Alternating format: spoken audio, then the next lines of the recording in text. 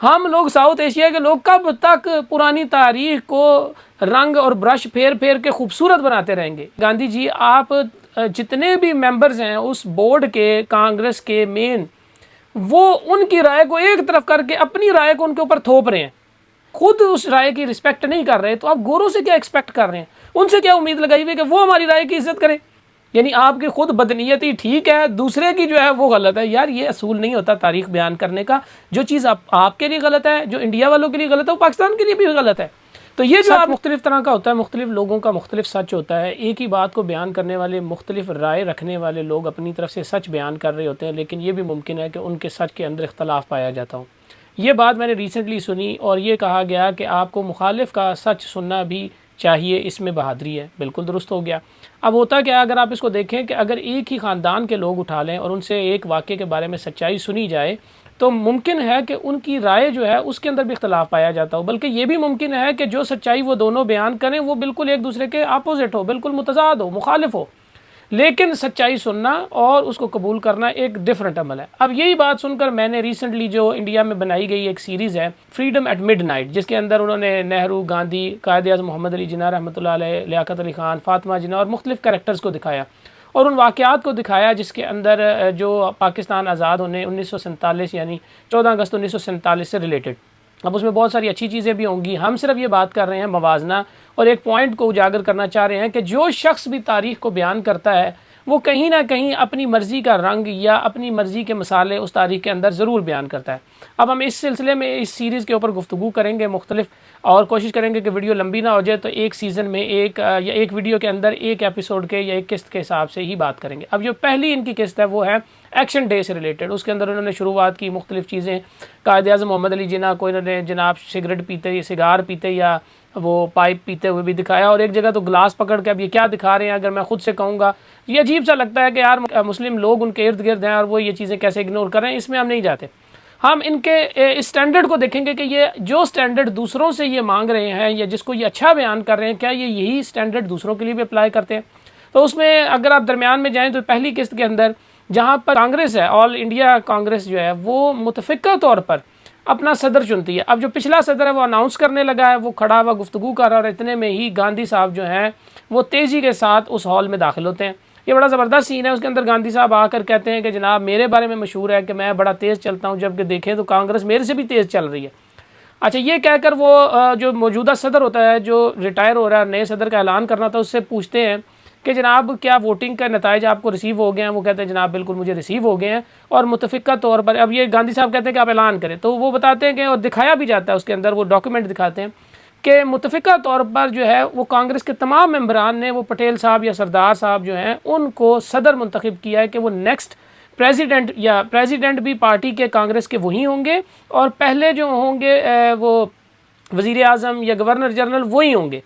اب یہ بات جو ہے گاندھی صاحب وہ سنتے ہیں اور اس کینڈیڈیٹ کے بارے میں بڑی اچھی گفتگو کرتے ہیں، اور ان کو ایک لیٹر پکڑاتے ہیں جس سے وہ پیچھے ہو جائیں، وہ ہٹ جائیں، اور بیسیکلی گاندھی صاحب جو ہے وہ سمجھانا چاہتے ہیں سب کو کہ جواہر لال نہرو جو ہے وہ بیسٹ آپشن ہے۔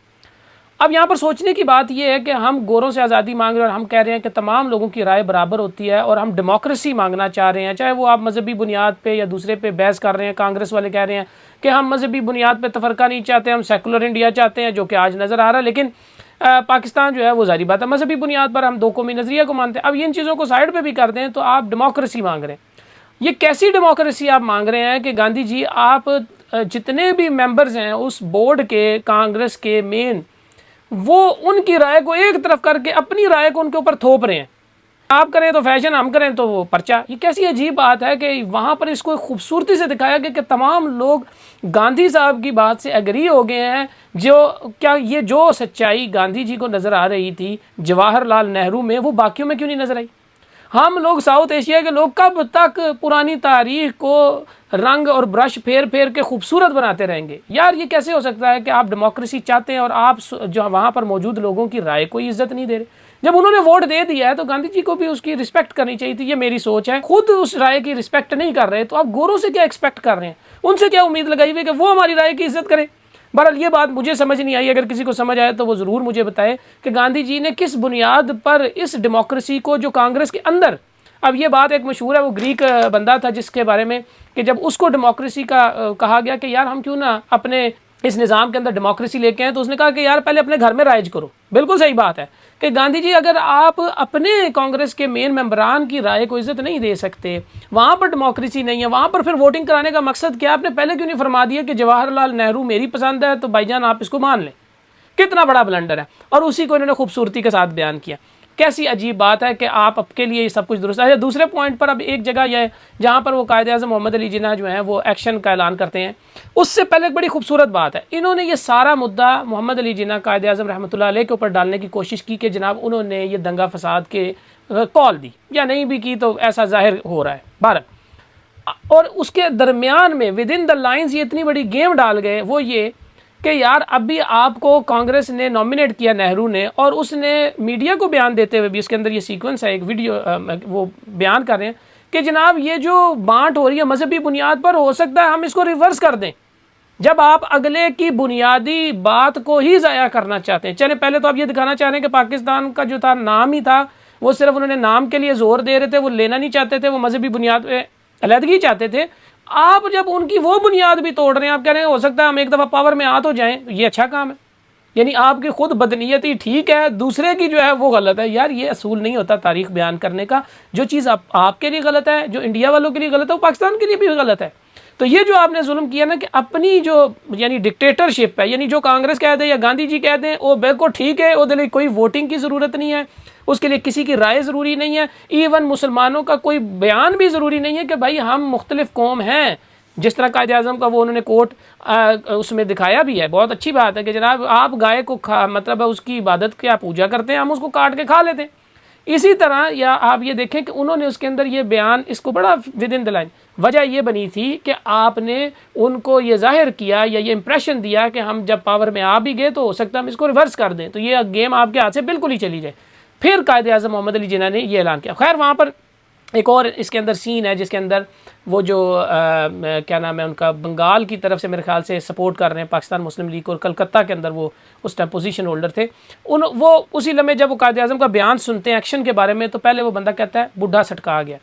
اور کچھ لمحے بعد وہ یہ کہتا ہے کہ قائد اعظم نے کہا ہے تو کرنا تو پڑے گا۔ اب مجھے یہ نہیں سمجھ آئی کہ یہ کس قسم کی فرما برداری ہے کہ 2 لمحے پہلے تو بدتمیزی کر رہا ہے بھائی، اور 2 لمحے بعد جو ہے اسی 1 منٹ کے بعد اسی چلتی سانس میں یا اسی جگہ پر جو ہے تو ان کا اتنا فرما بردار ہو گیا۔ تو یار آپ لوگ جو بھی بیان کرتے ہیں نا اس کو کم سے کم نیوٹرل ہو کر اور اخلاقی بنیاد پر، اور یار اتنا بیان کریں جو آپ کے لیے سچ ہو ہمارے لیے بھی سچ ہو۔ تو یہ تو ابھی مختصر سا پہلے ایپیسوڈ ایکشن ڈے کے بارے میں ہماری رائے تھی، ہو سکتا ہے غلط ہو صحیح ہو۔